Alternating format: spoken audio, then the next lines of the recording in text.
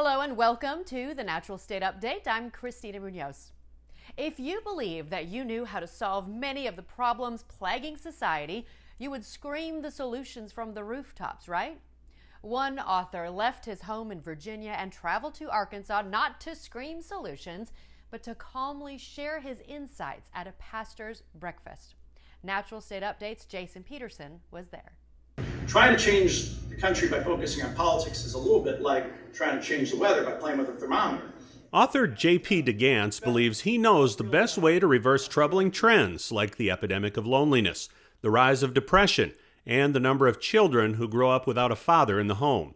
DeGance says the answer is get married, stay married, and join a church. Churchgoers on average are less lonely than non-churchgoers. We know that only 22% of churchgoers are considered lonely, whereas about half of all Americans are. But once you peel that back, only 15% of the married are considered lonely, and about half of the unmarried are considered lonely. DeGance recently met with a group of church leaders in Central Arkansas at the invitation of the Central Arkansas Marriage Initiative and City Church Network. His message? While youth ministries, missions, divorce care, and other church initiatives are all good things, marriage support and strengthening families needs to be the main thing. Most first-time marriages last a lifetime, okay? The statistic that half of all marriages end in divorce isn't true and never was true, okay? So the skills for living marriage well are both known and knowable, and they're things that we can teach. We're here in Arkansas, my organization, Communio, to talk to pastors and talk about equipping the local church to have relationship ministry that teaches the skills of a Christ-centered relationship. Endgame, a book co-authored by DeGance, shares some of those successes. For example, a focused outreach effort in Jacksonville, Florida, led to a 24% decline in the divorce rate. And the largest church in Pennsylvania now has a thriving marriage ministry impacting tens of thousands. We're so appreciative of Communio and JP coming in to do this and really kind of ignite what we're hoping will be a great movement going forward. We know that marriage has a positive impact on children. Happily married couples do better economically, they live longer. So in every way, you know, this social science, the history tells us that marriage is good for the community. There's great opportunity for the churches to be more involved, more intentional in the way that we do marriage ministry. DeGance says that while he believes healthy relationships and strong marriages can reverse many of society's ills, 85% of churches don't spend any money on marriage ministry, while billions are spent on student ministries. He's 100% right. I mean, that's where I started, in youth ministry. And so, you know, the church, I came from a smaller church, and so funding was, was always tight. And so if we were going to spend on something, it was going to be, hey, what's the next youth thing? How are we going to get them involved? How are we going to keep going? What are we going to do for fun? You know, camp's coming up, all this stuff. It was all good. But yeah, there was not much spent, on focusing on the family. The loneliest group in church isn't the widow or the elderly. It's actually 30 to 39-year-olds who've never married. They're the loneliest group within a church's congregation. So if we're serious about combating loneliness, we got to understand that the path out of it is healthy relationships that can lead to lifelong marriage. For Natural State Update, I'm Jason Peterson. DeGance says that 4 out of 5 people in the pews on any given Sunday morning, or 80%, grew up in a home where mom and dad stayed continuously married. If you would like to learn more about how to bring a relationship or marriage ministry to your church, please visit centralarkansasmarriage.org. And we also want to let you know about an upcoming fun event for you and your spouse, Couples Comedy Date Night. Us in Mind with Ted and Nancy Lowe will be Friday, October 13th, and includes dessert. You can find a link to buy tickets under this story. And if you're looking for other date nights or just a fun night out, here's Amanda Horton with some great entertainment options for the month of October. I'm Amanda Horton, Executive Director of Public Appearances here at the University of Central Arkansas. Autumn is finally here, and with October brings not only cooler weather, but also fabulous entertainment options. Right here at Reynolds Performance Hall, we have two huge hit shows that you don't want to miss. We will welcome the Bacon Brothers, and yes, I do mean the Kevin Bacon, with his brother Michael on October 14th for a concert filled with rock, country, blues, and more.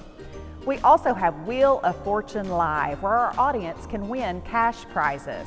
At our new venue, the Wingate Center for Fine and Performing Arts, on October 5th, we will welcome Jesse Washington, journalist and filmmaker.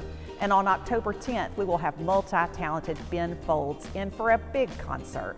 Also, in the Wingate Center, the Conway Symphony Orchestra will perform their debut concert in the concert hall on October 29th. Simmons Bank Arena will have legendary musicians Ringo Starr and his all-star band on October 12th.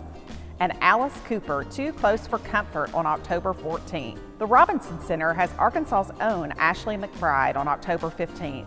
Another crowd favorite happening at Robinson is the Arkansas Symphony Orchestra's Star Wars: A New Hope in concert, where you can watch the full-length movie while the symphony plays the iconic score.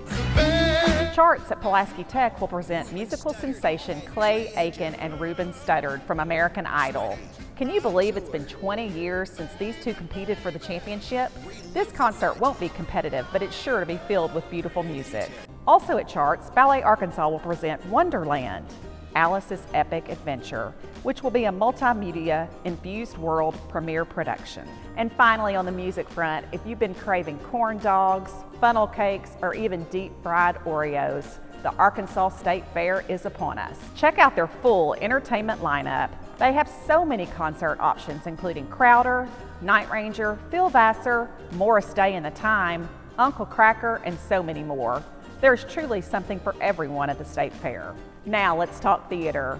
Celebrity Attractions will kick off their sensational season with Six the Musical at Robinson Center. This big hit show tells the story of the torrid relationships and demise of the 6 wives of Henry VIII. In Conway, Red Curtain Theater has something for all ages with their 3 spectacular shows. They will kick off the month with the Jungle Book Kids, then they will present Shrek the Musical Jr., directed by our own Christina Munoz. And they'll end the month with the Rocky Horror Show, which will feature local celebrity narrators, including UCA's President and First Lady, Houston and Jenny Davis. October is also known as the spooky season, and there are several shows that fit right into this theme. Wildwood Park for the Arts in Little Rock will present Sweeney Todd, the Demon Barber of Fleet Street, October 26th through the 29th. Murray's Dinner Playhouse will present The Addams Family. This kooky musical is filled with all of your favorite creepy characters. This one will run October 11th through November 11th. Finally, one of my favorite things to do in October is to drive north and see the changing colors. If you decide to take this path, be sure and stop at Theater Squared in Fayetteville. This beautiful venue is only a few years old, and they will present the Grammy and Tony Award-winning musical, The Band's Visit, this month. They also have an offering for the children in your life, Miss Mouse's Birthday. For the Natural State Update, I'm Amanda Horton. Thanks, Amanda. There's been a lot of talk about a government shutdown. Our financial expert, Scott Inman, joins us now with what it could mean for your life and your investments. In this week's Fastest 4 Minutes in Finance, a looming government shutdown, what it could mean to your daily life and your investments. Hello and thanks for checking out this week's segment. I'm Scott Inman. You may have heard on the news recently that the United States is once again speeding toward a government shutdown. So if that happens, what will be the fallout? Our partners at LPL Research have some great insight. So let's start with the definition of a shutdown. LPL Research tells us it occurs when Congress fails to pass funding legislation for the upcoming federal fiscal year, and that's October 1st. Congress is required to pass 12 appropriation bills that need to be signed into law by the president to continue funding the government. If any of those 12 bills fail to pass, then the government must stop all non-essential functions until funding is approved. Essential services would continue. Those are mainly services tied to public safety, services like border protection, in-hospital medical care, air traffic control, law enforcement, and power grid maintenance.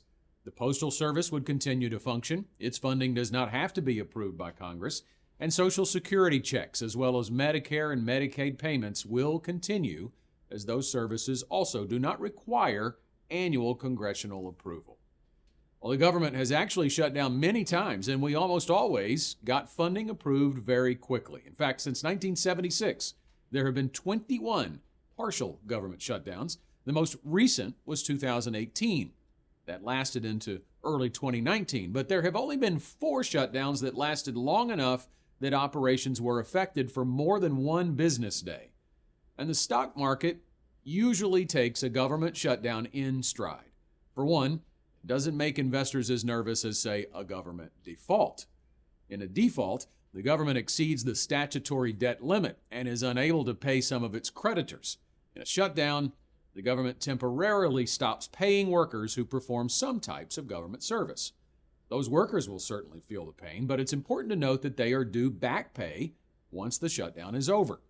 The most recent complete shutdown was back in 2013. The House and Senate were stuck in a standoff over funding for the Affordable Care Act, commonly referred to as Obamacare. The government was shut down for 16 days then. The markets, though, were not shocked. In fact, the S&P 500 index was up 3.1% during those 16 days. That's no guarantee the market will do that again should the government stop non-essential services next week. But a shutdown is likely to be short-lived, and any short-term issue should not change your long-term goals. A government shutdown should not tempt you to change your investment strategy or your financial plan. Thanks for watching. Thank you, Scott. Before we go, I want to let you know about a new podcast that I'm launching in conjunction with the online Bible study that I offer every year.